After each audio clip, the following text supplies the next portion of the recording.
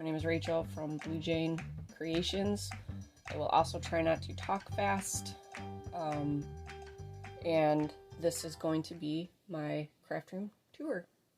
So I'm in the doorway right now looking inside, and on the wall here to my right, you can see my little system here of drawers carefully moving in.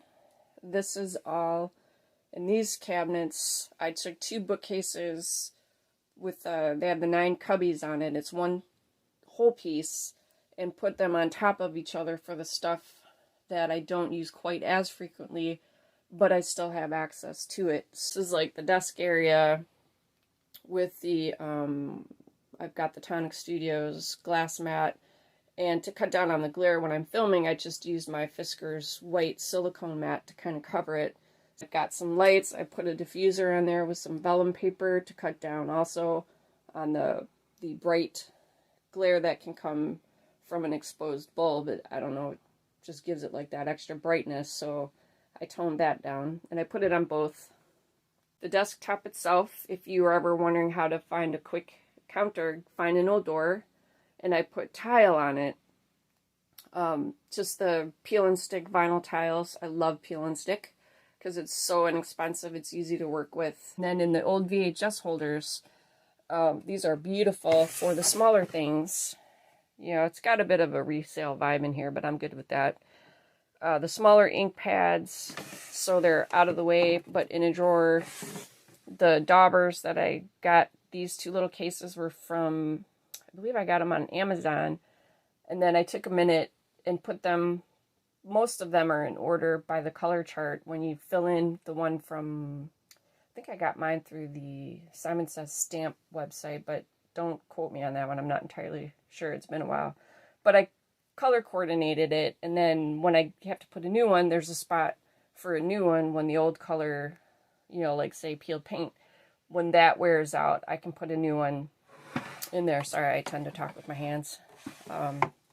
Underneath that, the bins that are stacked in there are separated by color, and that very top one, the specialty card stock, you kind of have to watch. So if it's metallic or like a more of a delicate kind of a paper, I put them in there by color, but I put them in the protective pouches so they don't get scratched by handling and stuff like that. But every one of those baskets has the colors separated, and I may have doubled up like pink with purple, stuff like that, but it keeps it all contained.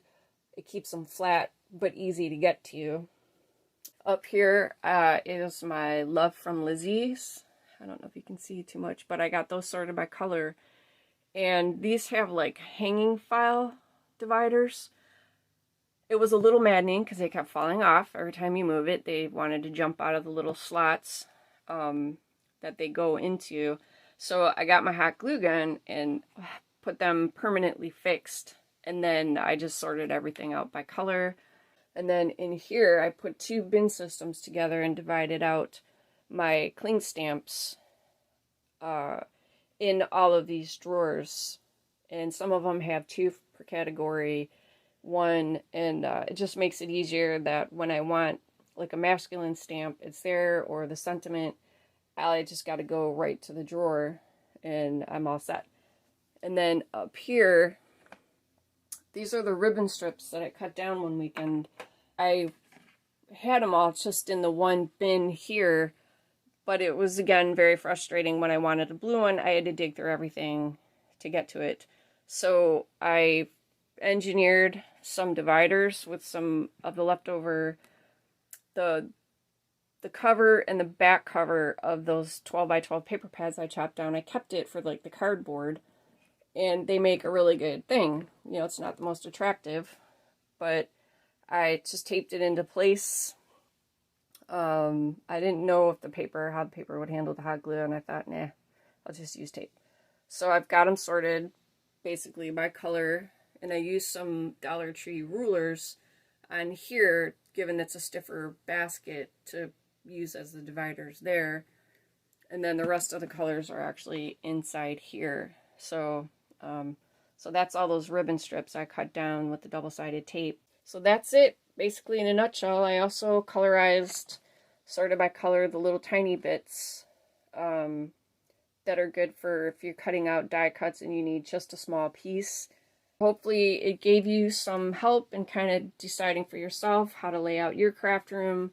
Obviously it's a personal, you have to customize it to you, but this is what I've done to maximize the space and keep it functional. So I had to really take my time and think about where was it going to go based on how often am I going to use this. So that accounted for a lot of the location. So, but it's been super fun, and I am going to sign off for now. I need to refill my coffee cup, and I will see you in the next video.